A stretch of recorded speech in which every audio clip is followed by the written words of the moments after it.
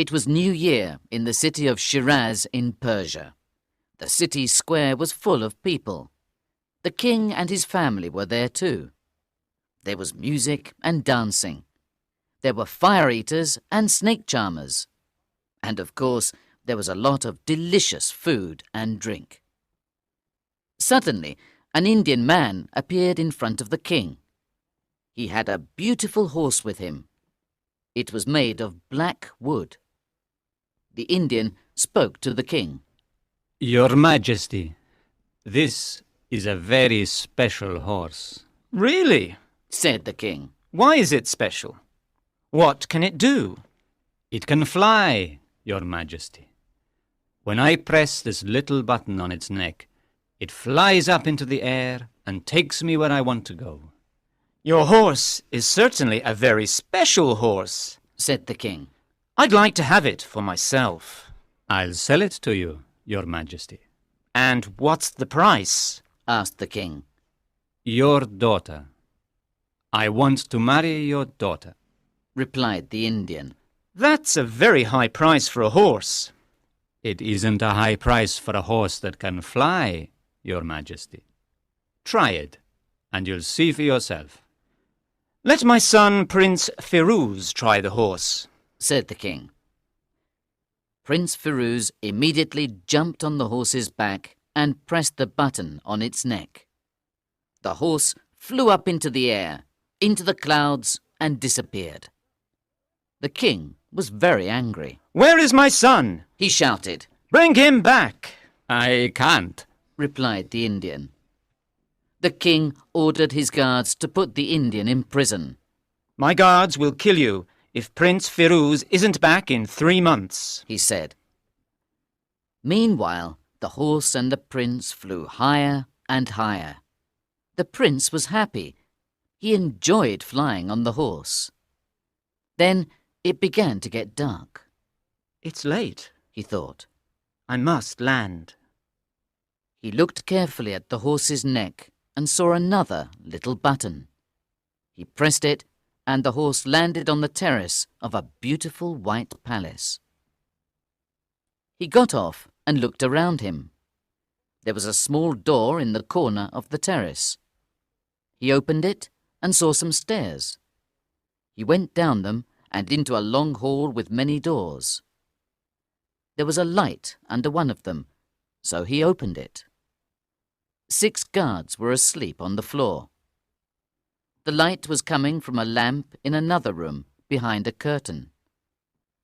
Prince Firuz moved the curtain and looked in. He saw a big sofa and some women asleep around it. On the sofa there was a very beautiful girl. Prince Firuz touched her arm gently, and she opened her eyes. Don't be afraid, he said. I'm the son of the King of Persia. I don't want to hurt you. I'm lost and in danger. I'm the daughter of the Sultan of Bengal, said the princess. Don't worry, you're safe in my palace. Then she called one of her maids and said to her, Give the prince some food and a bed. We'll talk in the morning. The princess thought about the handsome young prince all night. The next morning she put on her most beautiful dress and finest jewels and went out into the garden. Prince Firuz was there. He told her his story. Dear princess, I must return home to my father, he said. He doesn't know that I'm here. The princess was sad when she heard this. Can't you stay for just 2 more days? She asked. I'm lonely here. My maids and the palace guards are my only companions. The prince looked at the sad face of the beautiful Princess of Bengal and decided to stay. The days became weeks and the weeks became months. The prince and the princess fell in love. They wanted to get married. One day, Prince Firuz said, I must go back to Persia. My father's waiting for me. Come with me. We can get married and live there. The princess agreed. So that night after dark, they both got on the horse's back and flew across the skies to Persia. They landed in the garden of a small house outside the city. Stay here tonight. He told her. I'll come for you tomorrow. Then Prince Firuz went to his father's palace. The king was very happy to see his son again. He told the guards to bring the Indian to him. Take your horse and never enter my kingdom again, he said to him. The Indian was angry with the king because he put him in prison, and he was angry with Prince Firuz because he took his horse. He wanted his revenge. The palace guards told the Indian that his horse was in a house outside the city, so he went there the next day. A servant answered the door. The Indian said, The prince is waiting for the princess. She must come with me to the palace. A few moments later, the princess was on the horse behind the Indian. They flew up into the air and in the direction of the palace. The prince and the king looked up and saw them. But the horse didn't land there. It flew over the palace and disappeared. The prince was afraid. The princess is in danger. I must go and look for her immediately, he said to his father. The horse took the Indian and the princess to India. It landed in a forest near the Sultan of Kashmir's palace. The princess started shouting for help. The Sultan was hunting in the forest that day, and he heard her. Perhaps that girl is in danger, he thought. I must go and save her. When he saw the Indian, he pulled out his sword and killed him. Then he put the princess on his horse and they rode back to his palace.